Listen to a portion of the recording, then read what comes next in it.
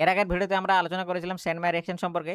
গ্যাটারম্যান reaction সেন্টমায়ার রিঅ্যাকশনের একটা modification বলতে পারো।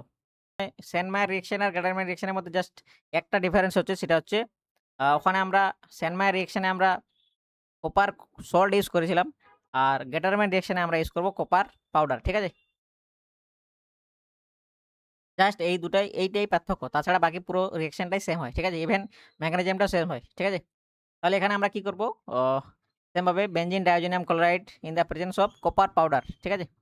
তার সঙ্গে হাইড্রোজেন হাইড যেমন HCl আর HBr আমরা নিয়ে থাকি। তাহলে এখানে আমরা পাবো ক্লোরোবেনজিন আর ফ্লোরোবেনজিন। ঠিক আছে? আর এই মেকানিজমটা সেন্টমায়ার রিঅ্যাকশনের মেকানিজমের মতোই পুরোপুরি সেম হয়। জাস্ট ডিফারেন্স হচ্ছে যে আ সে ওখানে নাইট্রোজেন গ্যাসটাকে রিলিজ করার জন্য আমরা ইউজ করেছিলাম কপার সল্ট। এখানে সেম ভাবে নাইট্রোজেন গ্যাসটাকে রিলিজ করে এরাইল রেডিকেল বানাতে সাহায্য করে কপার পাউডার। ঠিক আছে? জাস্ট এইটাই পার্থক্য। বাদবাকি পুরো মেকানিজমটা সেম হয়। ঠিক আছে? তাহলে সেম ভাবে আ গেটারম্যান রিঅ্যাকশন আর সেন্টমায়ার রিঅ্যাকশনের মধ্যে শুধু একটাই পার্থক্য হচ্ছে, সেটা হচ্ছে কপার পাউডার আর কপার সল্ট। ঠিক আছে? যেহেতু এর মেকানিজমটা সেন্টমায়ার রিঅ্যাকশন মেকানিজমের মতোই, তাহলে মেকানিজমটা ডিটেইলসে আলোচনা করছি না। ঠিক আছে? এবার কয়েকটা কোয়েশ্চেন প্র্যাকটিস করলে আমাদের সেন্টমায়ার রিঅ্যাকশন আর গ্যাটারম্যান রিঅ্যাকশন সম্পর্কে ডিটেইলস ধারণা জন্মাবে। ঠিক আছে? যেমন এইখানে আমরা যদি অ্যানিলিনের সঙ্গে রিঅ্যাকশন করাই Na Na2HCl, তাহলে যে উৎপন্ন হবে সেটা হচ্ছে BDC মানে বেনজিন ডায়োজিনাম ক্লোরাইড। তার মানে উৎপন্ন হবে এখানে N2+Cl-। ঠিক আছে? এটা হচ্ছে এবার এর সঙ্গে রিঅ্যাকশন হচ্ছে CuCl, তাহলে এখানে কি উৎপন্ন হবে? ক্লোরোবেনজিন। ঠিক আছে? এখানে CuBr আছে, তার মানে এখানে ব্রোমোবেনজিন। এখানে CuHCl আছে, সেম ভাবে এখানেও ক্লোরোবেনজিন। এখানে CuBr আছে, এটা হচ্ছে ব্রোমোবেনজিন।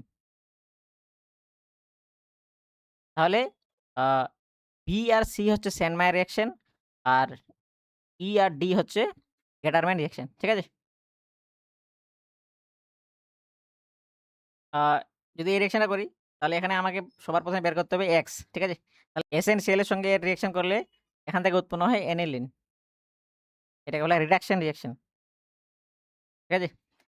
তাহলে এটা আমরা X পেয়ে গেলাম। এবার কি উৎপন্ন হবে? সেম ভাবে benzene diazonium salt Na Na2 in the presence of HCl। তাহলে উৎপন্ন হবে হচ্ছে বেনজিন ডায়োজিনাম ক্লোরাইড N2+Cl-। ঠিক আছে? এবার এখান থেকে আমাকে এগুলা বের করতে হবে। B কি বলেছে? CuBF4, তাহলে এটা ফ্লোরোবেনজিন উৎপন্ন হবে। Cu2Cl2HCl, তাহলে এটা উৎপন্ন হবে ফ্লোরোবেনজিন। ঠিক আছে? CuHCN সরি CuCN, তাহলে এখানে উৎপন্ন হবে এটা। ঠিক আছে? CuHCl সেম ভাবে এখানে উৎপন্ন হবে ফ্লোরোবেনজিন। পটাশিয়াম আয়োডাইড, তাহলে এখানে উৎপন্ন হবে আয়োডোবেনজিন।